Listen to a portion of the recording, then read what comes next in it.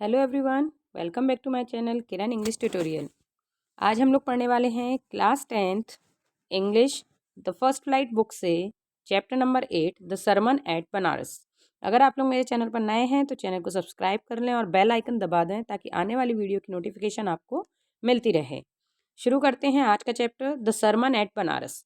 The sermon sermon means होता है जो हमको बड़े बड़े साधु संत जो प्रवचन देते हैं ना, उपदेश देते हैं, उसे हम बोलते हैं सरमन। तो सरमन एट बनारस यानी जो उपदेश उन्होंने कहाँ पर सुना, बनारस में सुना, उसके बारे में हम चर्चा करेंगे। इस चैप्टर को पढ़ेंगे कि क्या उपदेश हमको इस चैप्टर में मिल रहा है। बिफोर यू रीड, उन्होंने एक एक्टिविटी दी है आपको करने के लिए। यूज अ डिक्शनरी और ask your teacher's help as you discuss following questions in group. इन क्वेश्चंस के आंसर आपको अपने डिक्शनरी में या फिर अपने टीचर्स से पूछना है। क्वेश्चंस क्या है कि सरमोन क्या होता है और एक लेक्चर और एक टॉक्स, इन दोनों में डिफरेंस क्या है। मतलब सरमोन एक लेक्चर और एक टॉक, नॉर्मल जो बातचीत होती है या कोई भाषण देता है, उससे उपदेश अलग कैसे है। Can this word also be use in negative way, क्या इसको हम नेगेटिव वे में भी यूज कर सकते हैं। नेगेटिव वे में यानी कि ज़्यादा उपदेश मत सुनाओ, ऐसा है ना। या फिर एज अ जोक हम यूज कर सकते हैं इसको, जैसे कि my mother sermon about getting my work done on time. मतलब मैं टाइम पे काम नहीं करता हूँ तो उसके लिए मेरी माँ भाषण सुनाने लगती है मुझे, यानी उपदेश देने लगती हैं। Find out the meanings of the words and phrases given in the box. तो इस बॉक्स में जो वर्ड आए हुए हैं इनको आपको फाइंड आउट करना है अपनी डिक्शनरी से और अपनी कॉपी में आपको लिखना है। अगर आपको इनकी मीनिंग चाहिए तो आप कमेंट बॉक्स में लिख दीजिएगा, क्योंकि मेरा मेन जो है, मेरा मोटिव वो ये है कि चैप्टर को एक्सप्लेन करना। ठीक है। कुछ क्वेश्चन यहाँ पे ये भी दिया हुआ है। Have you heard of the sermon on the mount, who delivered it, who do you think delivered at sermon in Benares. क्या आप समझ सकते हैं कि माउंट यानी पहाड़ों पर किन किन ने वो दिया, प्रवचन दिया, उपदेश दिए, और बनारस में क्या उपदेश दिया गया होगा, इसके बारे में क्या आपने कभी सुना है। अगर सुना है तो कमेंट में बता दीजिएगा, नहीं सुना है तो हम चैप्टर तो पढ़ ही रहे हैं, पता चल जाएगा। ठीक है, शुरू करते हैं चैप्टर को। Gautam Buddha 563 BC to 483 BC। देखिए आपको पता होगा एडी और बीसी में क्या अंतर होता है ना। एडी बढ़ते क्रम में चलते हैं और बीसी घटते क्रम में, क्योंकि जो एक इसको टाइम को नापने के लिए, क्योंकि अब इंसान बहुत पीछे तक तो नहीं जा सकता है ना, तो इंसान उसने क्या है, एक लिमिट कर ली है कि इससे पहले की चीज़ों को हम बीसी में मानेंगे और इससे बाद की चीज़ों को हम एडी में मानेंगे। तो जो क्रिश्चियन जो आए थे, जीसस क्राइस्ट जब आए थे, तो एक मान लीजिए इस टाइम पे जीसस क्राइस्ट आए हुए हैं, तो जीसस क्राइस्ट के पहले वाला समय वो कहलाएगा बीसी, बिफोर क्राइस्ट। ठीक है। और जीसस क्राइस्ट के जाने के बाद का समय कहलाएगा आफ्टर डेथ। तो ऐसे यहाँ से इसको समय की गणना ये नॉर्मली वो लोग करते हैं। ठीक है, कौन, मतलब विदेशी लोग, जो स्टैंडर्ड जो अमेरिकन कैलेंडर है उस हिसाब से इसका गणना होती है। ठीक है। तो यहाँ पर वो क्या कह रहे हैं, 563 BC से लेके 483 BC तक गौतम बुद्ध रहे थे and began life as a prince named Siddhartha Gautam. ये सभी लोग जानते हैं कि गौतम बुद्ध का बचपन का नाम सिद्धार्थ था और बाद में वो गौतम बुद्ध के नाम से जाने जाने लगे थे इन नॉर्दर्न इंडिया। ठीक है, नॉर्थ इंडिया में ये थे। नॉर्थ इंडिया मतलब जो दिल्ली और हरियाणा तरफ है ना, इसको उत्तराखंड वगैरह, ये नॉर्थ इंडिया में आता है, तो उधर के थे। एट 12, जब वो 12 साल के थे, he was sent away for schooling. उन्हें स्कूल भेजा गया in the Hindu sacred scriptures. अब देखिए पहले के स्कूल कैसे होते थे, वही होते थे रामायण महाभारत ये सब पढ़ाना, है ना, हमारे ग्रंथों के पढ़ाई करना, स्क्रिप्चर्स यानी हमारे ग्रंथों को पढ़ना। ठीक है। And 4 years later he return home to marry a princess. और फिर जब पढ़ने के बाद, अपनी पढ़ाई कंप्लीट करने के बाद 4 साल बाद जब वो लौटे, तो इतनी उम्र हो चुकी थी उनकी, 12 मतलब 4 साल हमारे 16 साल के हो गए, तो उस समय तो वैसे ही जल्दी शादी हो जाती थी।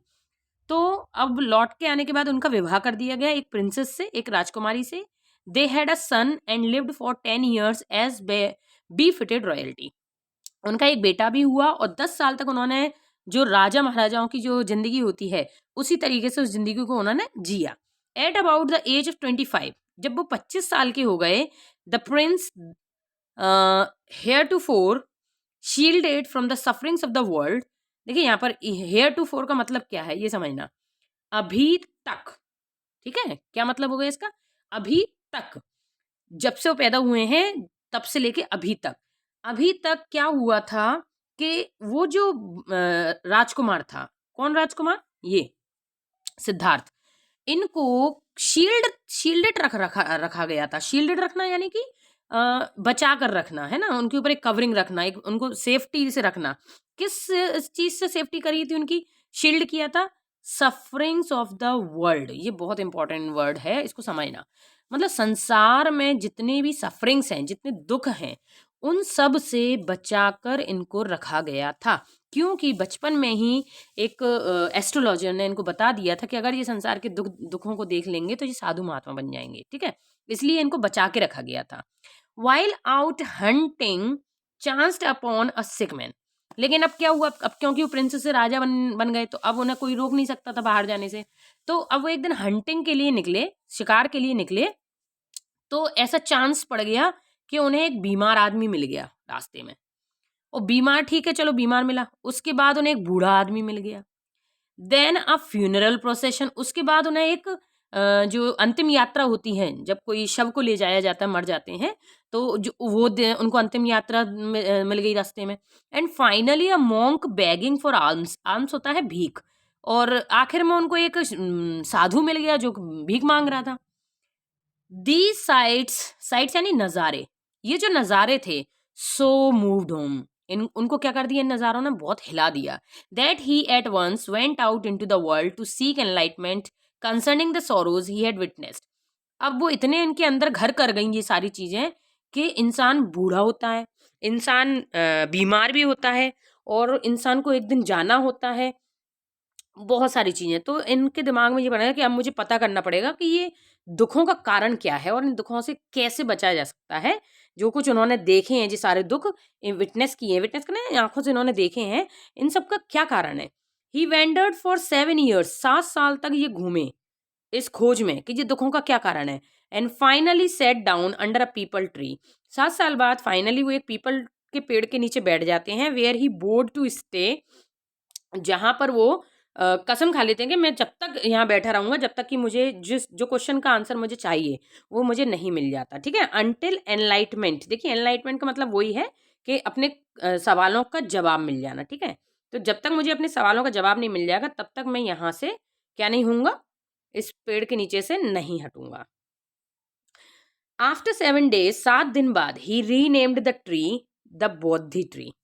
7 दिनों बाद उन्होंने उसी पेड़ का नाम रखा Bodhi tree, tree of wisdom. यानी ये पेड़ किसका पेड़ क्या है? ये विजडम का पेड़ है, यानी कि क्या कहें उसको, बुद्धि का पेड़ है, ठीक है? एंड बिगेन टू टीच, और वहीं बैठे बैठे उन्होंने पढ़ाना शुरू करा। And to share his new understanding. अब वो बैठे बैठे, उन्हें क्या हुआ, 7 दिन तक जब वो बैठे रहे बिना खाए पिए कुछ भी ध्यान में, तो उनको एक ज्ञान आ गया, अंदर से ही एक ज्ञान आ गया, और अब वो उस ज्ञान को दूसरों को बांट रहे हैं।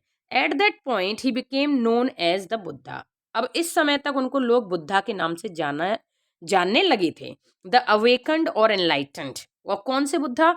जो कि जाग चुके हैं, जिनमें एक रोशनी आ चुकी है, यानी एक तेज आ गया, एक प्रकाश आ गया, उनको सब कुछ पता है। The Buddha preached his first sermon at the city of Benares. उन्होंने अपना पहला उपदेश कहाँ दिया था? बनारस में। Most holy of the dipping places on the river Ganges. सबको पता है कि बनारस गंगा के किनारे है, सबसे पवित्र नदी के किनारे बसा हुआ है। That sermon has been preserved. और इस पहले प्रवचन को, पहले उपदेश को क्या करके रखा गया? प्रिजर्व करके रखा गया, सेव करके रखा गया। एंड इज गिवन हियर, और वही आज हमको सुनाया जा रहा है। It reflects the Buddha's wisdom about one inscrutable kind of suffering. इससे पता चलता है कि बुद्धा में इतना समझ आ गई थी कि ये सारी सफरिंग्स की वजह क्या है ना? ये सारे हमें जो कष्ट होते हैं, जो हमें तकलीफ होती हैं, इनका क्या वो है, क्या है, कारण क्या है? देखिए, इनस्क्रूटेबल का मतलब क्या है? Something which can not be understood, जो हम नहीं समझ सकते हैं, वो उनको समझ में आ गया था, और उन्होंने ये समझाने का प्रयास हम लोगों को किया था, काय में? अपने प्रवचन में। अब क्या प्रवचन चल रहा है, सुनिए ध्यान से, क्या कह रहे हैं वो? Kisa Gotami had only son, an only son. Kisa Gotami एक नाम है एक औरत का, जिसका केवल एक ही बेटा था। एंड ही डाइड, और वो मर चुका था। इन हर ग्रीफ, उस बेटे के दुख में, ग्रीफ होता है बहुत ज़्यादा शोक करना, बहुत ज़्यादा दुख करना, तो उस बेटे के दुख में she carried the dead child to all her neighbours. वो अपने उस मरे हुए बच्चे को सारे पड़ोसियों के पास ले जाती है, आस्किंग देम फॉर मेडिसिन, कि भाई आप दवाई दे दो इसको तो ये सही हो जाए। एंड द पीपल सेड, और लोग कह देते हैं, she has lost her senses, कि जी पागल हो गई है। द बॉय इज डेड, कि ये लड़का मर चुका है और जी सबसे दवाइयाँ मांगती फिर रही है, तो ये पागल हो गई है ये। एट लेंथ, कुछ दूरी पर, किसा गौतमी मेट अ मैन, किसा गौतमी को एक आदमी मिला, हु रिप्लाइड टू हर, जिसने इसको जवाब दिया और रिक्वेस्ट करते हुए बोला कि I can not give the medicine, ये वाली मेडिसिन, ठीक है, दी मतलब होता है तुम्हें, दाव दी ये सब तुम्हारे लिए यूज होते हैं।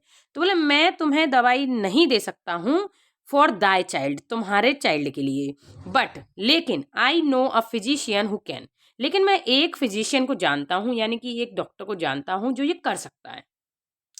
एंड द गर्ल सेड, और वो किस्सा गौतमी बोली, प्रे टेल मी, प्लीज मुझे बताइए सर, हु इज इट, कौन है वो physician. And the man replied, man जवाब देता है कि गो टू शाक्य मुनि द बुद्धा, उस शाक्य मुनि के पास जाओ जिसको बुद्धा नाम से पुकारते हैं। तो Kisa Gotami repair to the Buddha, repaired का मतलब यहाँ पे क्या है कि दौड़कर भागी उसके पास, है ना, अप्रोच यूज होगा इसका जरूर, वेंट टू, देखिए ठीक है, स्टाइलिस्टिक यूज किया है, वेंट टू यानी गई, ठीक है, वहां तक गई, किसके पास तक गई, बुद्धा के पास तक गई। एंड क्राइड, और जोर से रो रो कर बोली, क्या बोली, कि लॉर्ड भगवान मेरे master, give me the medicine that will cure my boy, मुझे वो दवाई दे दो जो मेरा बेटा जिससे सही हो जाए। द बुद्धा आंसर्ड, बुद्धा ने जवाब दिया।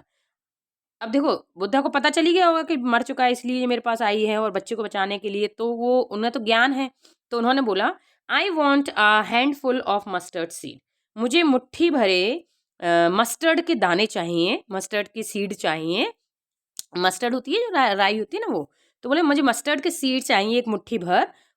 And when the girl in her joy promise to procure it, और अब चूंकि वो खुश हो गई कि ये सही कर देंगे, तो वो बड़ी खुशी से उसने प्रॉमिस कर दिया कि हाँ हाँ मैं आपको एक मुट्ठी मस्टर्ड के सीड बीज ले आऊंगी। तो लेकिन बुद्धा ने एडिट किया, यानी अपनी बात अभी कंप्लीट करी, क्या बोला, लेकिन सुनो, the mustard seed must be taken from a house where no one has lost a child, husband, parent और फ्रेंड। वो राई के दाने तुम्हें उस घर से लाने हैं जहां पर ना किसी बच्चे की मौत हुई हो, ना किसी हस्बैंड की मौत हुई हो, ना किसी पेरेंट की मौत हुई हो, ना ही किसी दोस्त की मौत हुई हो, यानी उस घर में किसी की भी मौत नहीं होनी चाहिए। तो उस घर से तुम ये सरसों के दाने ले आना। Poor Kisa Gotami now went from house to house, बेचारी हर घर में भागी। And the people pitied her, बेचारे दया करके उससे बोलते हैं, एंड सेड, और क्या कहते हैं, हेयर इज मस्टर्ड सीड, ये है हमारे पास मस्टर्ड सीड, टेक इट, ले लो इसे। बट व्हेन शी आस्क्ड, लेकिन जब वो पूछती उनसे कि डिड अ सन और daughter, a father mother die in your family, क्या आपके घर में कोई बेटा पुत्र पुत्री माँ बाप कोई खत्म हुआ है, they answered her, alas the living are few but the dead are many, क्या कहते हैं वो, मत पूछो, जितने जिंदा है ना इससे ज्यादा कहीं मर चुके हैं। ओबियस सी बात है, हर घर में ही यही बात है, पुरखे ज्यादा मिलेंगे जिंदा लोगों से, है ना। तो वो कह रहा है कई मर चुके हैं। Do not remind us of our deepest grief, हमें याद मत दिलाओ हमारे जिनको हम खो चुके हैं उनकी हमें याद मत दिलाओ। And there was no house but some beloved one had died in it, और ऐसा उसे कोई घर नहीं मिला जिसमें उनके चाहने वाले नहीं मरे हों। किसा Gautami became very and hopeless, बेचारी बहुत थक गई और आशा रहित हो गई, यानी अब ऐसा कोई घर ही नहीं मिल रहा उसे जहाँ कोई ना मरा हो। And set down at the way side watching the lights off the city, बैठ गई रास्ते में और सिटी की लाइट को देखती रही। As they flickered up and were extinguished again, और वो देख रही है कि जो लाइट है स्ट्रीट लाइट है वो फ्लिकर हो रही हैं, यानी फ्लिकर होने यानी लुपझुप हो रही हैं और फिर बाद में एक्सटिंग्विश हो जाती हैं यानी बुझ जाती हैं। एट लास्ट, आखिर में, the darkness of the night reigned everywhere, आखिर में जो अंधेरा है वो पूरी गली में भर जाता है। And she considered the fate of man, और तब उसको एहसास होता है कि मनुष्य का जो भाग्य है वो ऐसा ही है, that their lives flicker up and are extinguished again, उनकी लाइफ भी क्या हो जाती हैं, लुपझुप करती हैं, बुझ जाती हैं और फिर से जिंदा हो जाती हैं। एक्सटिंग्विश्ड मतलब फिर से जल जाती हैं।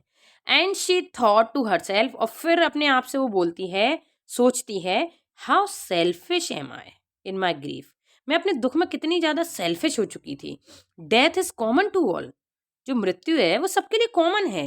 Yet in this valley of dissolution there is a path वो कह रहे हैं इस, देखिए वैली ऑफ डिसोल्यूशन का क्या मतलब दिया है कि एक ऐसा area which filled with deep sorrow, यानी ये जो एरिया है ना, ये जो धरती है ना, ये पूरी तरीके से ऐसे ही लोगों से भरी हुई है। कैसे लोगों से?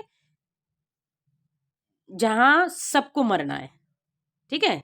जहाँ दुःख ही दुःख है, ऐसे लोगों से ये दुनिया भरी हुई है। और फिर वो क्या कह रही हैं कि death is common to all, सबके लिए कॉमन है death, yet in this valley of dissolution there is a path that, लेकिन इस मरने के रास्ते में एक रास्ता जाता है इमॉर्टिलिटी की तरफ। कहाँ जाता है?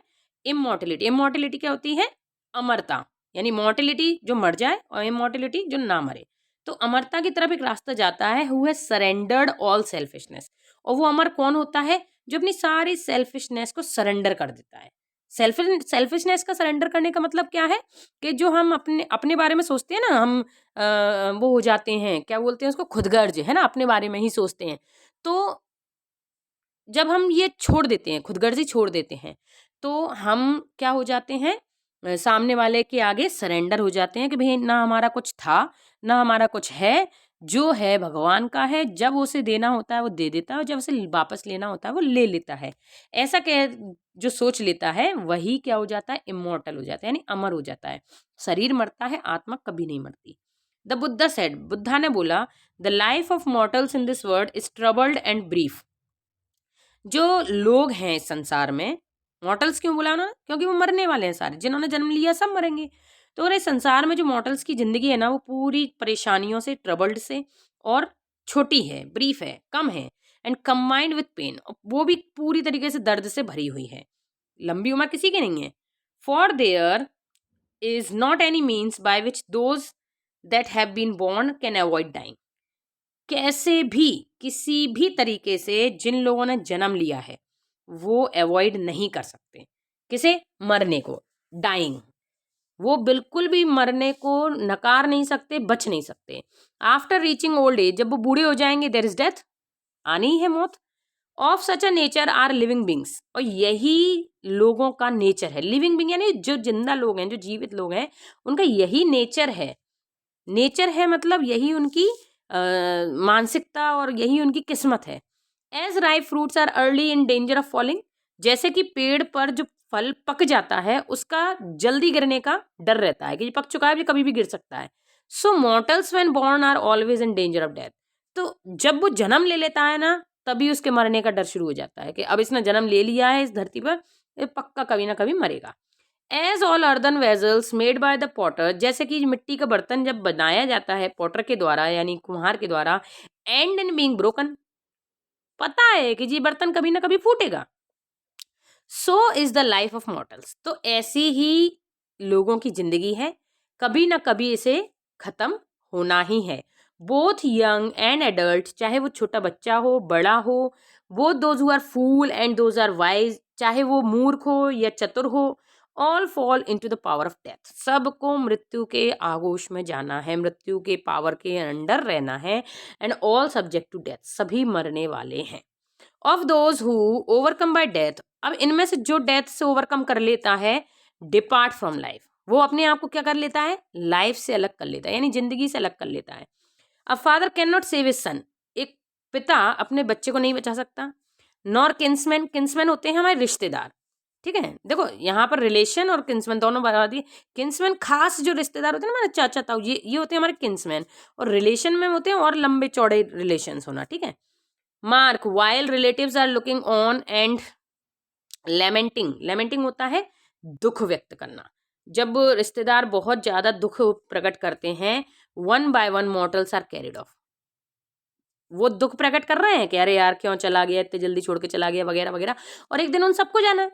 Like an ox that is led to the slaughter, जैसे कि एक बैल, वो जो उससे काम कराया जाता है ना, उसमें वो क्या कहते हैं उसको, पेलू में, तो उससे वो तेल निकलवाया जाता है, तो वो निकालते निकालते एक दिन उसे मरना है। तो ऐसे ही सबको काम करते करते करते करते इस जिंदगी में मरना है। So the world is afflicted with death, ये संसार को हम बोल सकते हैं कि ये चल ही डेथ से रही है। एंड डिके, डिके होता है सड़ जाना। Therefore the wise do not grieve, इसीलिए जो चतुर लोग होते हैं, जो समझदार होते हैं, वो कभी दुख नहीं करते। Knowing the terms of the world, ये जानकर कि भाई संसार है और इसमें एक ना एक दिन सबको मरना है।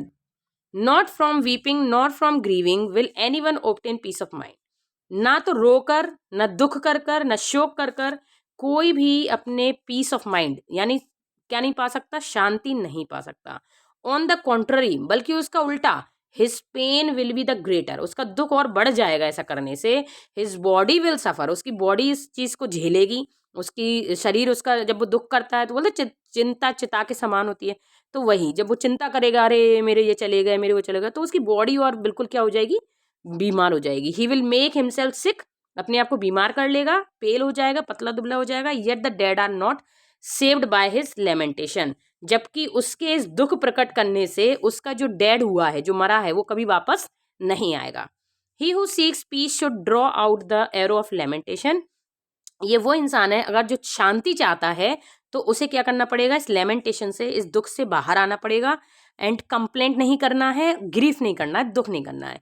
He who has drawn out the arrow and he has become composed will obtain peace of mind, जो इस तीर से, कौन से तीर से, दुख के तीर से बाहर आ जाता है, वही क्या पा लेता है, पीस ऑफ माइंड, उसको मन की शांति मिल जाती है। And he who has overcome all the सोरो will become free from sorrow and blessed, और जो इन सारे दुखों से ऊपर आ जाता है वो हमेशा के लिए ब्लेस्ड हो जाता है, भगवान उस पर कृपा करते हैं।